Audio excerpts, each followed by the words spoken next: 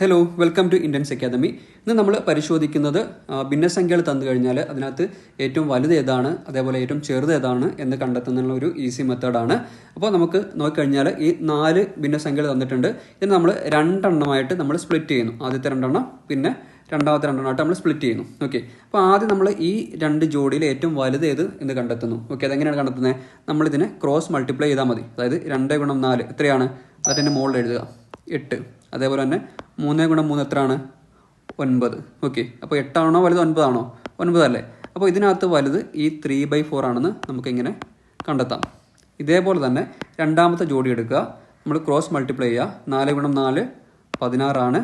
അതേപോലെ തന്നെ 3 × 5 15 ആണ്. ഈ 16ലും 15ലും 16 അല്ല വലുത്. അപ്പോൾ അതിന് താഴെ വന്ന ഈ 4/3 ആണ് ഈ 2 പേരിലും ഏറ്റവും വലുത്. ഓക്കെ, അപ്പം ആദ്യത്തെ രണ്ടെണ്ണത്തിനകത്ത് നമുക്ക് 4/3 കിട്ടി. രണ്ടാമത്തെ രണ്ടെണ്ണത്തിന് നമുക്ക് 4/3, ആദ്യത്തിൽ 3/4, രണ്ടാമത്തിനകത്ത് 4/3 നമുക്ക് ഏറ്റവും വലുതായിട്ട് കിട്ടി. അപ്പോൾ ഇതിനകത്ത് തമ്മിൽ വലുതായിരിക്കും ഈ തന്നിരിക്കുന്ന ഭിന്നസംഖ്യകളുടെ ഏറ്റവും വലുത്. അപ്പോൾ അതും ഇതേ മെത്തേഡിൽ തന്നെ കണ്ടെത്താം. എങ്ങനെയാണ്? 3 × 3 9 ആണ്.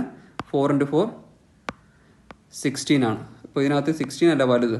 അപ്പോൾ 16 താഴെ വന്നിരിക്കുന്ന 4/3 ആണ് ഈ തന്നിരിക്കുന്ന ഭിന്നസംഖ്യകളിൽ ഏറ്റവും വലുതായിട്ടുള്ളത്. ഇതേ മെത്തേഡിൽ തന്നെ നിങ്ങൾക്ക് ഇതിനകത്ത് ഏറ്റവും ചെറിയ ഭിന്നസംഖ്യ ഏതെന്നും കണ്ടെത്താനായിട്ട് പറ്റും. അപ്പോൾ വീഡിയോ ഇഷ്ടപ്പെട്ടാൽ ലൈക്ക് ചെയ്യുക, ഷെയർ ചെയ്യുക. ഇതേപോലെ കൂടുതൽ മാത്സ് ട്രിക്കിനായിട്ട് നിങ്ങൾ ഈ ചാനൽ സബ്സ്ക്രൈബ് ചെയ്യുക. താങ്ക്